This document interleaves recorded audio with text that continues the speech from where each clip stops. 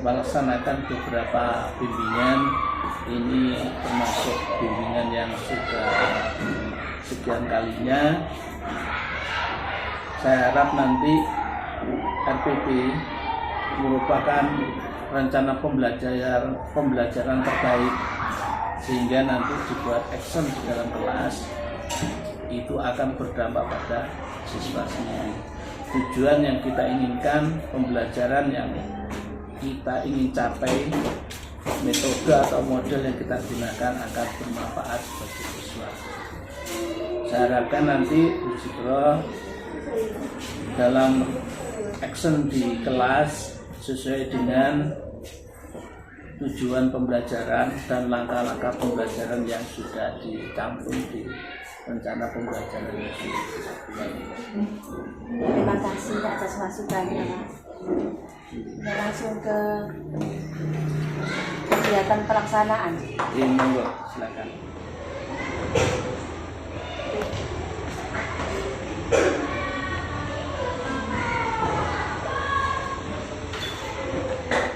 Assalamualaikum warahmatullahi wabarakatuh. Waalaikumsalam warahmatullahi wabarakatuh. Selamat pagi anak pintar, apa kabar? Baik. Selamat pagi anak cerdas, apa kabar? Baik. Selamat pagi anak soleh solihah, apa kabar? Baik. Selamat pagi semuanya.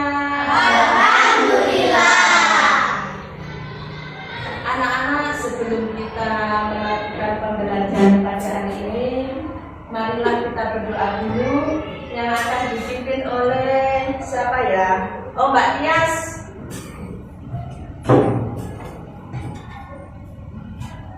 Sebelum kita mulai belajar, mari kita berdoa terlebih dahulu. Berdoa dimulai. Doa selesai. Terima kasih, Mbak Tias. Anak-anak, siapa yang pada hari ini tidak masuk? Masuk semuanya ya? Alhamdulillah. Anak-anak, kemarin kita sudah mempelajari tentang medan magnet. Siapa yang tahu apa itu medan magnet? Lupa ya? Baru kemarin loh ya.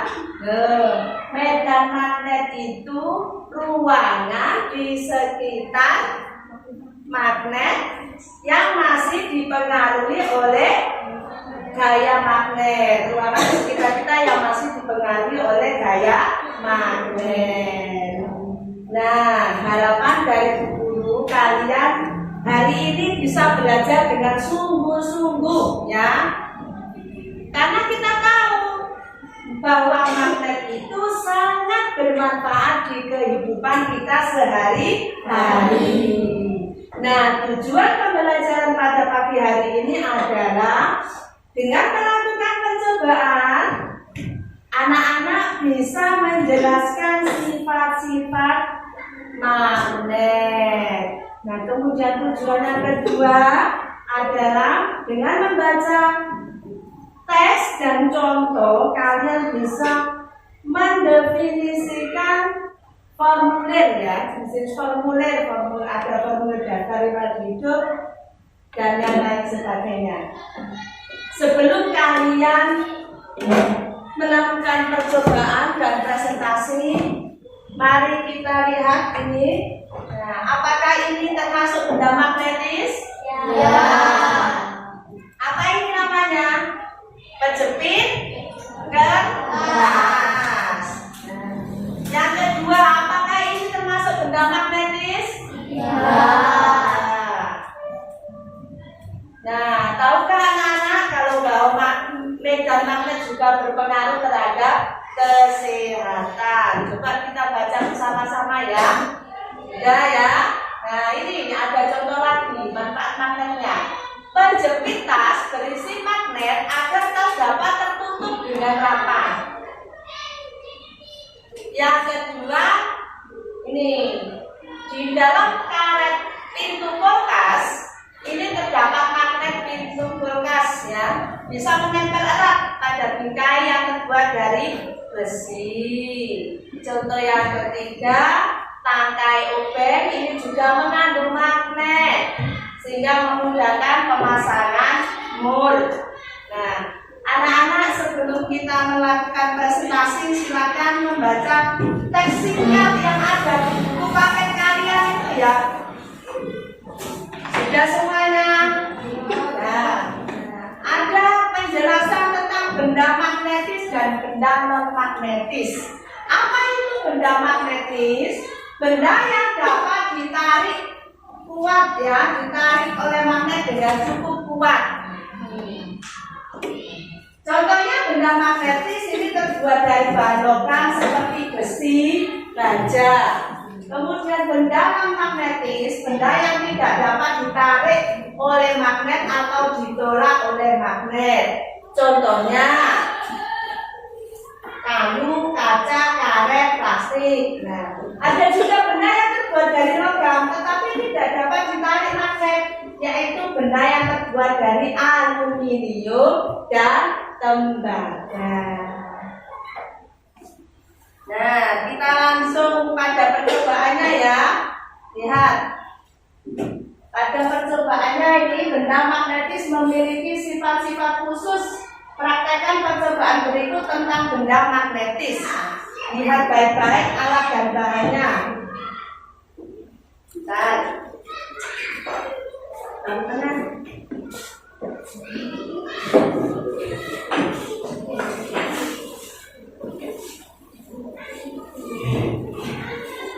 alat dan bahan.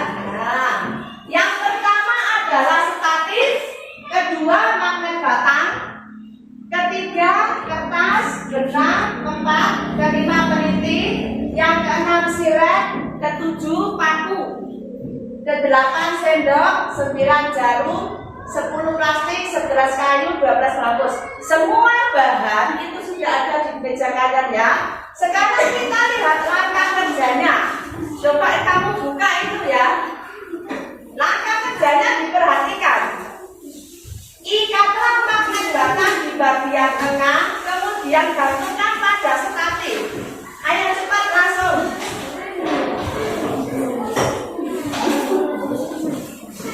Ya, sudah. Kemudian posisikan magnet yang digantung agar seimbang.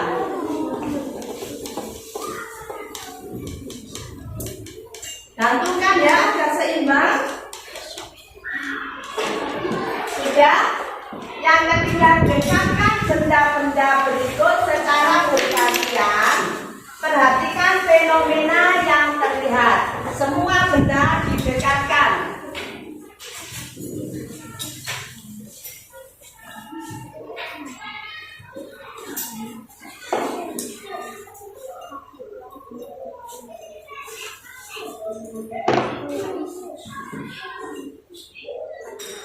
Nah, setelah didekatkan, lihat benda peniti apakah tertarik dengan magnet atau tidak tertarik dengan magnet? Lihat ya, kertas sudah seperti itu, silet, jarum, sendok, dan paku. Ayo, lakukan cepat.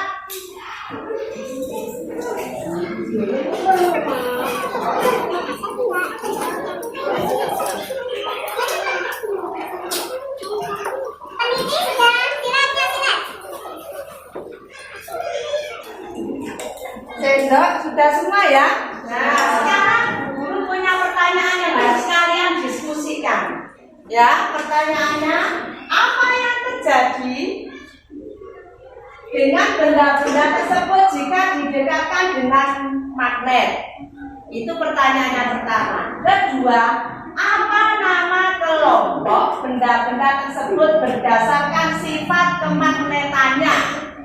Yang ketiga, tuliskan kesimpulan berdasarkan percobaan yang kamu lakukan. Nah, sekarang dikerjakan secara berkelompok dan diskusi.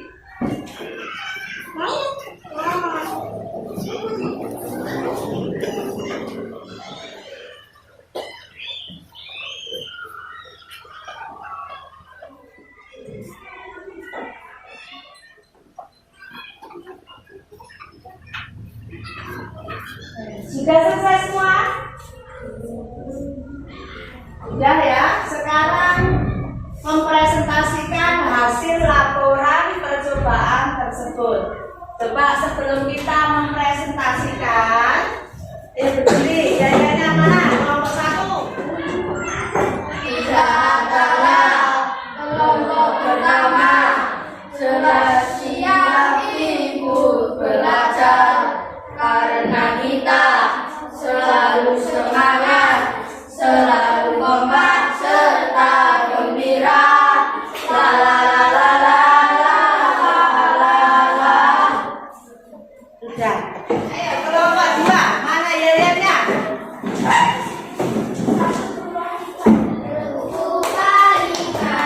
Yes, yes, kita pintar siswanya. Buku nomor 2, selalu kompak, selalu semangat. Yes, yes, oke. Ya, terima kasih. Selanjutnya yel dari kelompok 3. Mana?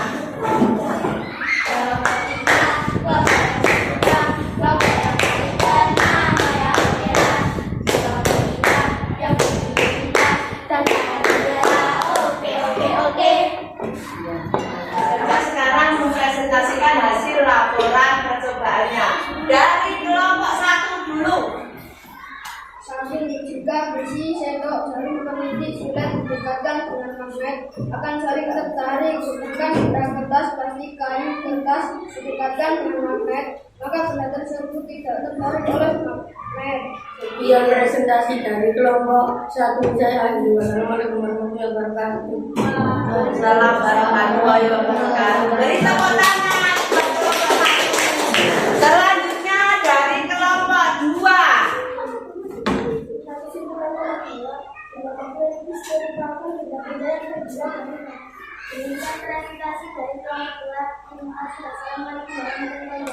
Iya, berikan tepuk tangan buat kelompok 2. Sekarang kelompok yang terakhir dari kelompok 3. Assalamualaikum warahmatullahi wabarakatuh. Kami akan presentasikan hasil percobaan tentang benda magnetis dan non-magnetis. Samping jika besi, sendok, jarum peniti, silet didekatkan dengan magnet, akan saling tertarik. Sedangkan benda kertas, plastik, kayu didekatkan dengan magnet, maka benda tersebut tidak tertarik. Demikian presentasi dari kelompok 3. Kami akhiri dengan wassalamualaikum warahmatullahi wabarakatuh. Waalaikumsalam. Beri tepuk tangan dari kelompok 3. Anak-anak, presentasi sudah selesai. Kita lanjutkan ya. Kemarin kalian disuruh guru membuat peta pikiran data diri. Daftar riwayat hidup, coba kita lihat dulu. Daftar riwayat hidup itu adalah tulisan yang berisi informasi diri, meliputi identitas diri serta kegiatan yang telah dilakukan. Yang kedua, riwayat hidup harus didasarkan pada fakta dan disajikan dengan rinci. Ya, data riwayat hidup di situ berisi ada nama, terus apa biasanya? Tempat tanggal lahir, terus apa lagi? Iya. Terus? Iya. Selanjutnya apa? Pendidikan. Setelah itu prestasi. Nah, ini ada contohnya.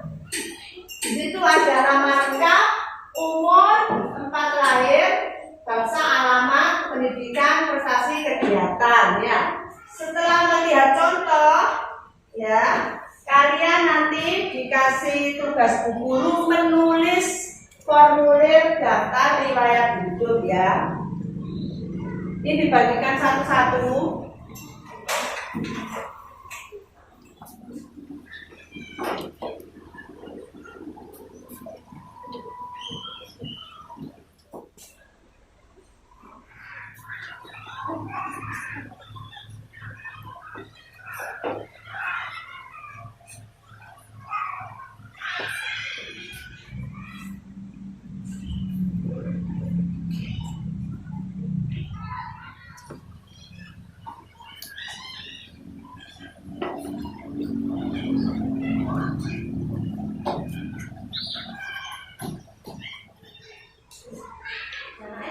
Sudah selesai, maju ke depan. Sudah coba teman-teman ke depan. melihat daftar yang layak itu. Tetapi bagi satu anak-anak dari kelas 4 tanggal 7 Juni 2011 umur 11 tahun, agama Islam. Karena Mbak Tia sudah selesai, nanti yang lainnya bisa mengumumkan ya. Anak-anak, daftar riwayat hidup itu sangat berguna di kemudian hari. Nanti kalian kalau mau melamar pekerjaan juga menulis daftar riwayat hidup. Mau mendaftarkan masuk ke sekolah yang baru juga menulis daftar riwayat hidup. Itu sangat berguna ya. Anak-anak, bagaimana pembelajaran pada pagi hari ini? Tugasnya dari guru bisa membuat rangkuman atau resume dari pembelajaran pada pagi hari ini ya. Mbak Tias bisa maju ke depan untuk mengambil pembelajaran ini dengan membaca doa ya. Teman-teman, sebelum kita mengakhiri pelajaran, mari kita berdoa terlebih dahulu. Doa dimulai. Doa selesai.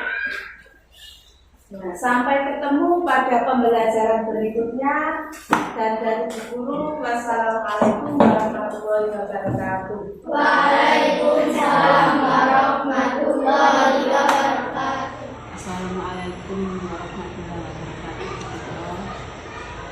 Untuk pembelajaran hari ini tentang pembelajaran IPA dan Bahasa Indonesia sangat baik, berjalan dengan lancar. Tetapi kami hanya menambahi antara perpindahan dari IPA ke Bahasa Indonesia itu sangat kaku.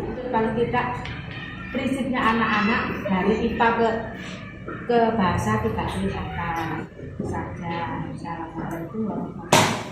Assalamualaikum warahmatullahi wabarakatuh. Untuk refleksi dari saya, yang pertama adalah terkait dengan pelaksanaan pembelajaran hari ini. Guru sudah melaksanakan sesuai dengan SPP yang dirancang. Kemudian tujuan pembelajaran sudah tercapai, langkah-langkah pembelajaran juga terlaksana. Kemudian perlu dicatat untuk langkah-langkah pembelajaran yang belum disampaikan adalah terkait dengan masalah kerjasama dengan orang tua. Tadi belum. Misalnya gini, kalau anak-anak diberi tugas untuk pengisian data riwayat hidup, tanya pada orang tua. Itu terkait dengan critical thinking dan formulation. Kemudian yang kedua tentang motivasi sudah ada, terkait dengan masalah materi, yaitu tentang manfaat magnet, pengaruh magnet dalam kehidupan. Yang ketiga tentang manfaat daftar riwayat hidup dalam kehidupan sehari-hari. Kemudian literasinya saya sudah ada buku paket, juga ada LKS ditunjang sama bahan praktek,